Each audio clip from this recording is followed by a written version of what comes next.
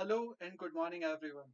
I am Dr. Anil Manjhi, Assistant Professor in English from Government Engineering College, Raipur. I welcome you all to today's lecture, The Restoration Drama.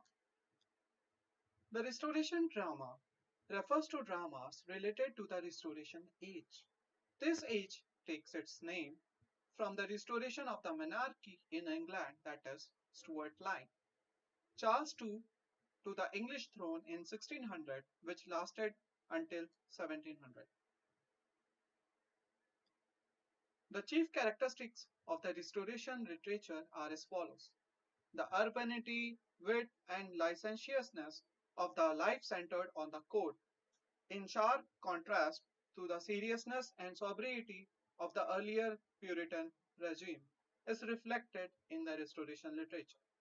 The theatres came back to life vigorously after the ban laid down on them during the Puritan age in 1642 was lifted. These theatres became exclusively oriented towards the aristocratic classes.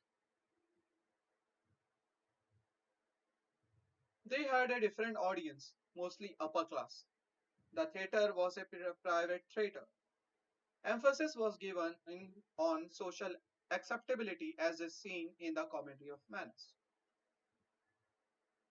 The Restoration drama in general was characterized by open and unabashed indecency. It also revealed the spirit of the society for whose amusement it was produced. According to Hudson, the theatre was now almost wholly the creature of the demoralized world of fashions, and it everywhere reflected the taste of its patron.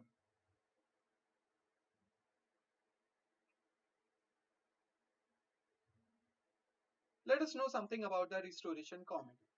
The greatest achievement of the Restoration theatre was in comedy. The English comedy of manners was pioneered by Sir George Etheridge, who took his cue from the works of Molière and other French and Spanish writers.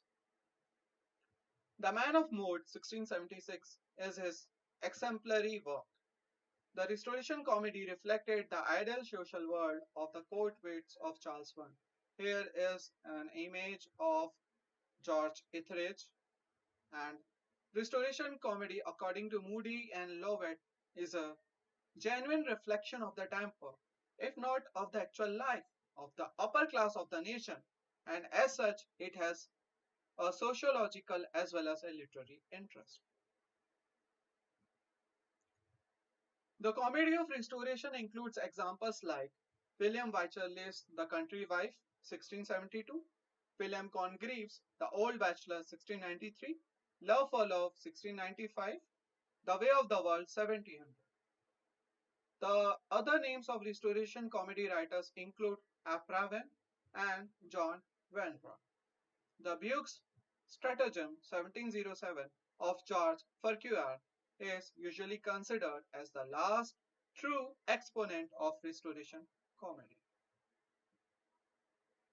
Looking forward to Restoration tragedy, the tragedy was equally artificial in the Restoration age.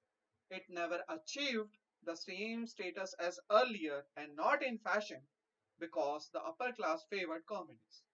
Some of the examples are Dryden's All for Love, 1677, based on Shakespeare's Antony and Cleopatra, William Congreve's The Morning Bride, 1697, and other prominent writers were Nathaniel Lee, Thomas Otway.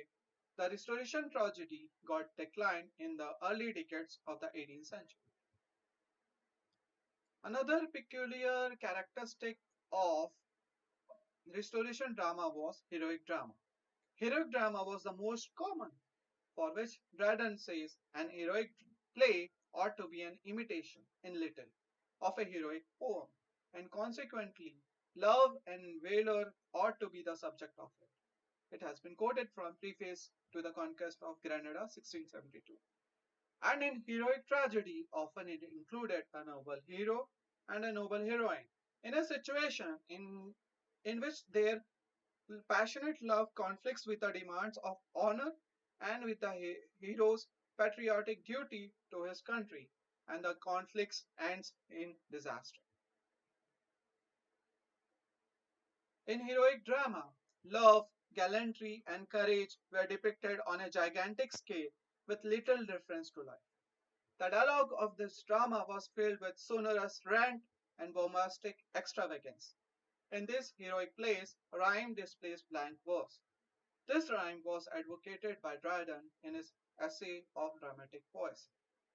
Dryden himself was the principal master of this form, which got its perfection in his Tyrannic Love or the Royal Martyr, 1669, and the two parts of his Conquest of Grenada, 1672. So that's it for today. Thank you very much.